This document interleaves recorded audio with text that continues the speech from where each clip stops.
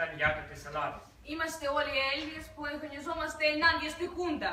Ήδη τα τάγκς κυκλοφορούν στην Αθήνα. Είμαστε αδέλφια. Όλοι είμαστε αδέλφια. Αγωνιζόμαστε ενάντια στη Χούντα. Τα τάγκς πλησιάζουν το Πολυτεχνείο.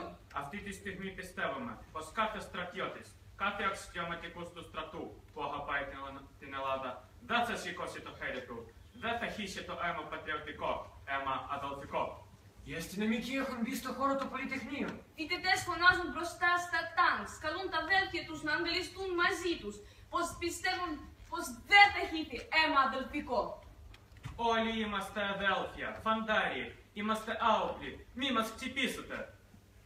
Έλληνες, Έλληνες! Και αν ακόμα αυτή τη στιγμή μας αρρώσουν τα τάγκς, πιστεύουμε σε συνέχιση του αγώνα. Έλληνες, πρέπει να μάθετε την πίστη μας στον αγώνα, την πίστη μας στην ελευθερία.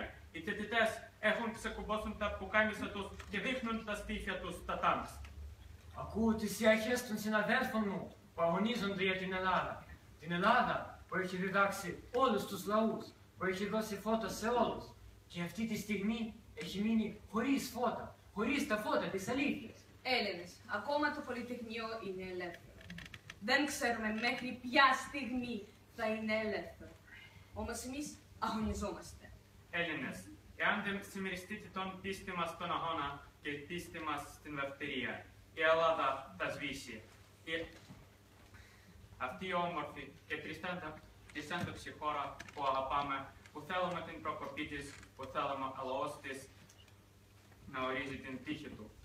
Έλληνες, αυτό που κάνουν οι φοιτητές, αυτό που κάνουν οι εργαζόμενοι, δείχνει ότι η Ελλάδα είναι ελεύθερη.